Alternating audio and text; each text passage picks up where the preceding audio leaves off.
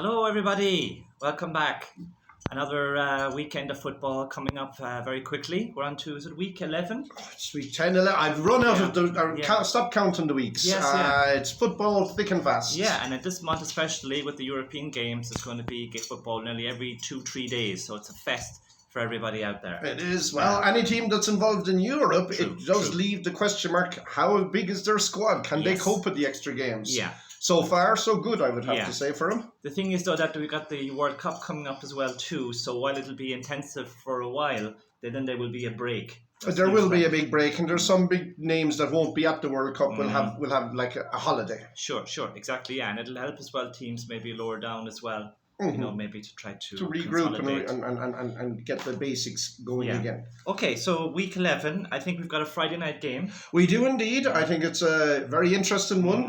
Two teams that have punched way above their weight so far this season. Brentford against Brighton. I kick off there. I predicted both of them lost last weekend, and I said that maybe in waves that they could be on a downward turn of the wave. Yeah. Because of that, I do think they're well-organised teams. I think it'll be an entertaining draw. I can see Brentford scoring. They're at home. But Brighton actually enjoy playing on the counter. So I see them getting joy as well. Yeah, I think it's interesting. The new guys come in for Brighton. He's had one high-scoring draw with Liverpool, then losing to Spurs. So he's still kind of waiting for his first win. But by all accounts, Brighton were quite good against Spurs and were unlucky, not to equalise. Brentford have kind of, with everyone, I've always raved about their tacklers, Tony Mboy and so on. But they have, I think that they've only scored one goal in the last three. And they've gone through sort of a decline. They have. This could be the one to reinvent them and reinvigorate them for the next 4 weeks or 3 weeks that's left. But we'll see. Again, it's a very interesting game. Both of them would be happy. If you said at the start of the season, at this stage where they are in terms of the points they've got, they take it. But both of them are kind of on a concerning run at the moment. Yeah. Last season, the goals in Brentford's games were like the fifth lowest. Yeah. But now, this season already, they're the third highest. Yeah. So they're conceding a lot of goals as well, Well, I think when you push forward like that, you will leave more spaces. Yeah. And that's a decision and a tactic that, as a manager, they take. If you've got the players who can score goals, you'll go for it more. But just by doing that, you're going to leave more spaces behind. I think this is the game Brighton, if they're going to be serious about being on the verge of the top six, this is a game that they really have to win. So do you think they'll do it? I'm going on past form and how well Brighton have started. I think this is a game that they should win. So I'm going to go for Brighton to win it. I think it's an important one for the new Brighton coach to see which way are they going to go now from here. Okay. Right. Next game we have Leicester against Palace. Yeah, do you think Leicester are the relegation candidates? There's no such thing as a team that are too good to go down. Everton were there at the precipice for a long time last season. A lot of money in that squad. So form is everything. Yeah. It's too early in the season really to talk about relegation, but they are they wouldn't be happy where they are, of course. Yeah, definitely. Goes without saying. It seems that their defence just can't stop conceding goals. They score, but their defence seems to be out of sorts. So I'll ask you on this one first. What do you think? I think that Palace, had a very boring... We watched that game against Leeds. It was a terribly boring game. Oh, yeah. But Palace did win. That's an important score for them. I think that Leicester do have issues. And I mean, they've conceded 24 goals or something in 9 games. Yeah, it's crazy. So I think momentum is with Palace. I don't think... Leicester, are going to turn it around that quickly. I think Palace are a sort of well-organised team. I'm going to go for Palace to win this one, 2-1. Okay, very good, very good. I always have a bit of faith in Leicester, especially at home. We saw shoots of it in a good victory a couple of games ago. Again, but they fell apart against, was it Bournemouth, I think it was, last week. I mean, they were a goal up. And Bournemouth came back to beat them, I mean, Bournemouth are proving me wrong every time. So, Me too. A fair play to Bournemouth. I'm going to go for a Leicester win. I do think Palace got their win that they needed to get that monkey and little pressure off him. I think now Leicester need to win, and I think they'll get it at home. Okay. I think with the fans behind them in their home stadium, they'll get the win they need. Okay. All right, we'll see how that goes. I think you made a good point before that Kasper Schmeichel. Yeah, I remember because it was one. Yeah, Kasper Schmeichel is a big loss to the Leicester defence in terms of organising. Not necessarily as a shot stopper. I know he made plenty of mistakes, and people are saying he's slow, but as an organiser. What's that, Mike? Oh. There he goes. Okay, it's not for us. It's okay. All right. Okay, for another bit. Okay, so we move on to the next one? Yes, let's keep going. Fulham at home to Bournemouth. Well, I think a lot depends on Mitrovic. Is he fit? Is he going to be playing? Without Mitrovic, Fulham struggle because they don't have that strong focal point in attack. If Mitrovic is back playing, I predict a Fulham victory. If I don't, I go for a draw. And I know Bournemouth keep surprising me. Well, keep surprising me. That's all I say. Yeah, I mean, you have to say hats off to the guy who's come in. His name, the coach guy. He's changed things around. You know, Scott Parker said after they lost to Liverpool that the squad wasn't good enough. Exactly, yeah. He's proved him wrong, you know. Fair play to Bournemouth. Lots of heart to come back. I mean, they were 2 goals down to Forest, right, and they won. Yeah. Right? They were a goal down to Leicester and they came back and won. Yeah, they're showing great resilience. Yeah. Solanke is finally actually playing half decent football. Yeah, they're unbeaten at 5. So, but one worrying thing is they have the lowest expected goals ratio in the league. Yeah. So they're kind of punching above their weight in terms of goals. So they're being very efficient and they're taking chances, you know. Fulham, a worrying slide. Like you said, that they started off really well. Yeah. Mitrovic hasn't scored. There's maybe a drop of confidence. He injured. Yeah. Hard to score from when you're on the sideline. Yeah. No goals sheet, no clean sheet in 7, and also Fulham in the bottom 7 for expected goals. So I reckon this could be a low scoring one. I'm going to go for a draw, 1-1. Okay, I think it'll be sort of like, I don't think it'll be... I think if Mitrovic plays, as I say, Fulham win, but without him playing, draw. Okay, all right. So we're kind of agreed on that. Then we have Wolves and Forest. This is a 6-pointer. This has got a Boarfest written all over it. So. Yes, yeah. So who's the unlucky pundits who get to watch this game? Yeah. Wolves are in downfall, spiral. They've sacked their manager. Yeah. They've lost their last 3 in a row and they haven't scored a goal. Last time out they lost to Wolves. Lost to Chelsea 3-0. Yeah. They've only scored 3 goals all season. Yeah. Worrying statistics. Well, not much better for Forest. They got a much needed point against Villa. Yeah. Could have done with 3 points, but it's a start. It halted the run of terrible results. Mm-hmm. Yeah. They're away to Wolves. Molineux Stadium is always a tough place to get a result. It is. I know they're in turmoil, so am I talking historically or what it used to be rather than what it is? Probably. I go for a Wolves victory. A 1-0. Okay, yeah, I think it will be low scoring. Worrying statistic for Forest, they've only scored 1 away goal all season. So travelling isn't really great for them as well.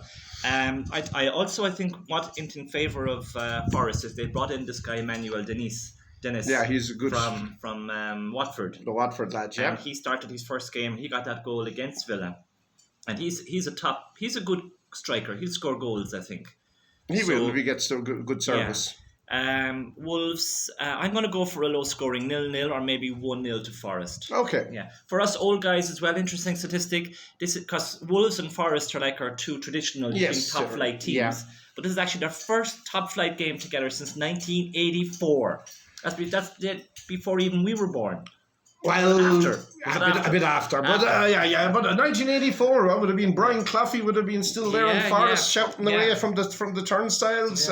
Probably Psycho Pierce there on the fence, hatched them all. So it's a long time ago. So a long time ago.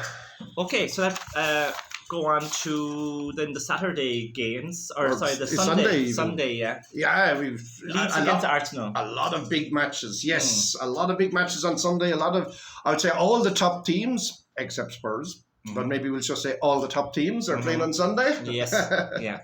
No, of course Spurs played on Saturday. Leeds Arsenal. This is the one I think that Arsenal won't get it all their own way.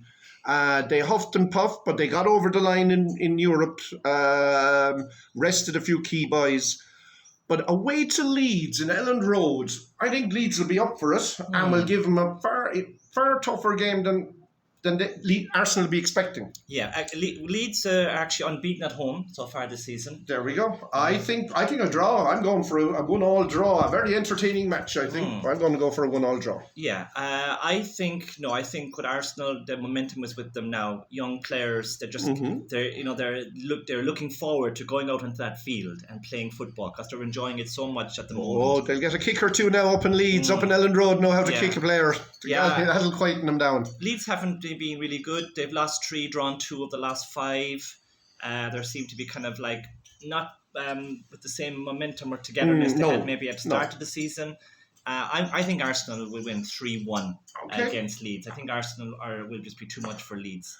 It'll certainly keep the top of the table interesting if that happens.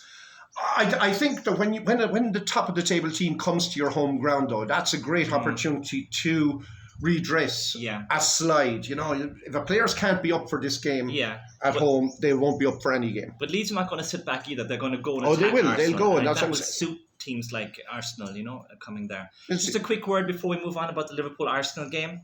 Your thoughts on that? Oh, the Liverpool-Arsenal game. I think that the better chances were created by Arsenal. I thought Liverpool had a lot of possession and didn't do a lot with it for a long time. However, Núñez was definitely, from a Liverpool perspective, it was the first really positive game I saw him involved in since he's come, really. Not just his goal, but just his involvement and linking up and creating problems. Penalties, 2 penalty decisions. These will go and they go swings and ups, and everyone, I know often the nickname Liverpool, as if Liverpool were getting all the decisions. Well, I think Liverpool, both of them can be argued. I would say that the handball would have been very harsh. But you've seen them given. But I've seen them given. Yeah. The penalty that they got, very soft. But I've seen them given. And not given as well. And not given. Yeah. The fact that both of them went against Liverpool mean that Liverpool can say we were a bit unlucky. Yeah. But ultimately, they should have cleared that ball ages ago. And there was just poor defending, poor clearing of the... they just didn't clear the ball. They had 2 opportunities where they intercepted it before the penalty. That's what Klopp said, and they didn't do that. And so we can argue about the penalty, but it should have been cleared before then. And the opportunities to clear it properly were there, and they didn't take it. So well done, Arsenal. Liverpool, we hope to do you a favour. Or I shouldn't say we, because I'm neutral, of course. But we'll talk about that one later. Yeah. That was my thought on that. Okay, yeah. Just a quick thing on the Liverpool-Arsenal game. Arsenal have always tried to kind of play toe-to-toe against Liverpool. That's why they've had their butts handed to them so many times in the past. They did it again this time and with more success. So I think that's a great sign of progress for Arsenal. It's both sides. Sign of progress. They're on up. We're on the down, and that's where the intersecting lines have been passed. They're not met. They've passed. What was worrying though was how easy the Liverpool were able to break the Arsenal lines for those 2 goals. Yeah. It just seemed too easy that they did that. That's a worry for Arsenal when they go to a more serious competition. Later on. Yeah, you got to say overall, it's the defensive midfield that you see. Fabinho came on, he's not even starting, and he's low energy from Henderson. That biting, tackling, and harrying is just not there. That gegenpressing, it's just they're gone too tired. They just they can't do it anymore. Mbappe and Bellingham in January transfer window will be in your Christmas stocking. I would take both of them in a heartbeat, but at the moment I wouldn't be sure would either of them come to Anfield. Okay, all right, let's move on, shall we? Interesting game, Man United against Newcastle. Big one, right? It is a huge match. Yeah. United are at home. Form is there. They've got their tails up a bit. They got another very narrow victory, but they got the victory in the 93rd or 4th minute, I think, in Europe. Everton lost. Sorry, yeah. Newcastle. Sorry, so Newcastle had a very good victory themselves. Yeah, they won 5-1 hammering. So Brentford. their tails are up. They'll fancy this one. I'll go for the Newcastle victory. I think they'll do it. I think United at home will be under pressure to come out, and Newcastle will catch them on the break.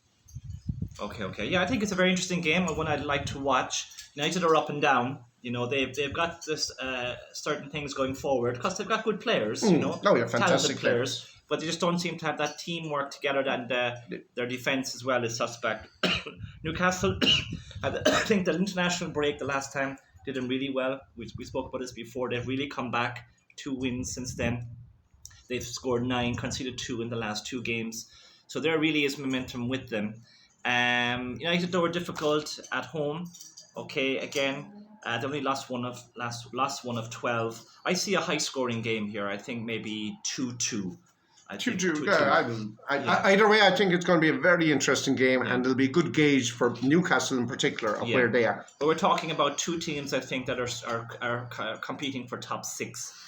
I think at the moment, maybe not top 4. No, I would agree with that. Okay. All right, that brings us on to Southampton against West Ham. West Ham just keep on turning things around. They had a really bad start. Yeah. But they unbeaten or something. Recently they've beat Fulham 3-1 the last time. Yeah. We keep mentioning how they've got the oldest squad and how hard it is for them to do Thursday, Sunday.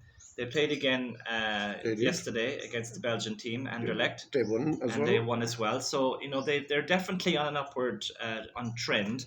But playing again against the youngest average 11 in the league, Southampton. But Southampton, I think, are relegation candidates. They've lost their last 4, scored 1, conceded 8. So you've got to think that maybe West Ham are going to win this one. But I think Thursday, Sunday is going to catch up with the oldest team in the Premier League eventually because they don't rotate their squad very much. I think it's a chance for Southampton to get a draw. I think 1-1. I'm going to go one step more than that, and I will predict a victory for Southampton.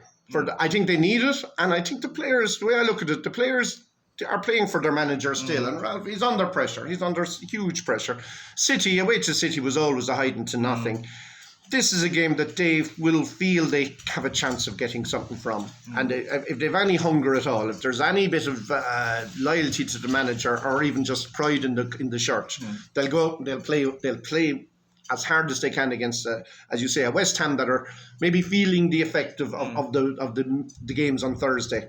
And they should be aiming for 3 points. Yeah, I think a lot of it will depend on how West Ham are, how much up for this game are they, how much energy they have, because they definitely are a better team. Oh yeah. So we'll see maybe how the game starts off, and then maybe we'll take it from there. Okay. Have you any more games? Probably no more.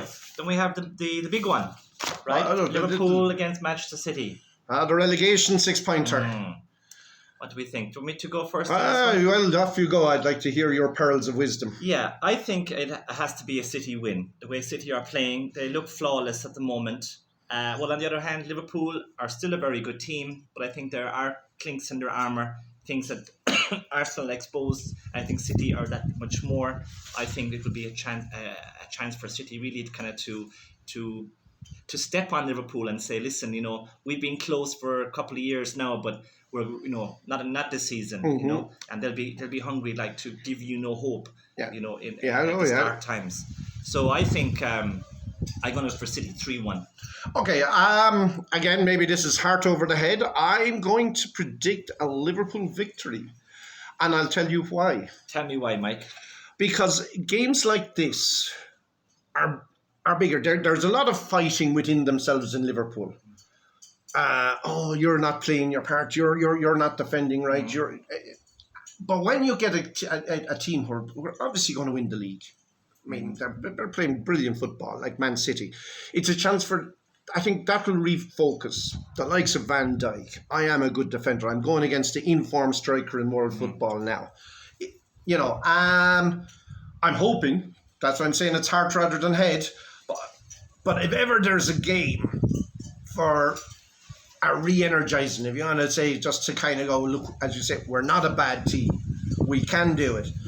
You'll see a hungrier, harder working Salah.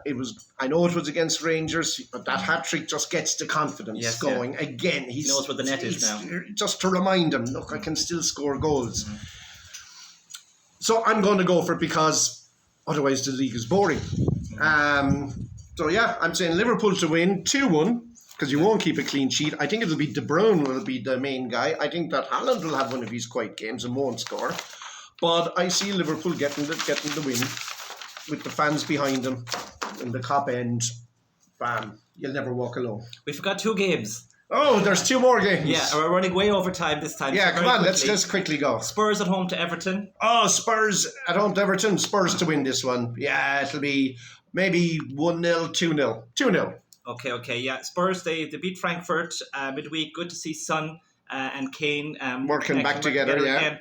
Problem for Spurs is their defense. You saw from the first goal, Eric Dyer is a liability, exactly. Yeah, so I expect Everton to score, but maybe I expect Spurs to outscore them. So I'm going to go for Spurs 2-1. Okay. I don't think Everton, will have enough firepower to sort of to take advantage of Spurs' weaknesses, I think. Yeah, and last game we missed? Villa against Chelsea. Well, Chelsea are playing nice football. You can see Potter is already. You can see his influence coming in at a very early stage. Yeah. They weren't a bad team under Tuchel either, to be fair. But there's just there's a more assuredness about their play. There was lots of things happening behind the scene. I don't think Tuchel and the new guys were getting on well together. Mm-hmm. That was maybe affecting the dressing room. I think Aubameyang is a smart signing, even though I don't know Tuchel did it, but and Potter is enjoying the benefits of it because you got a focal point who knows where the back of the net is. Yeah, and with the possession and with the players, especially Mount is playing great football at the moment. Yeah, because Timo Werner had the opportunities, but he needed about 4 to score 1. You see, a good footballer, but not a clinical footballer. Yeah.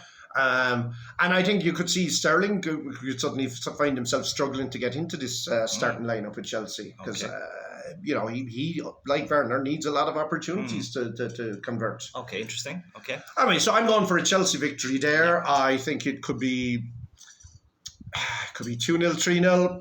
I think a lot depends on is Reece James fit. He hobbled off midweek, and I think he's a fantastic footballer. So and he's in your fantasy football team.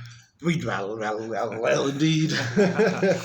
Yeah. Okay, well. Yeah. So I think Villa are the second lowest goal scored in the league. They have problems. Yeah, I think Gerrard is under pressure. Yeah, well. The way that he's playing doesn't seem to work with his team. There's a disconnect there as well.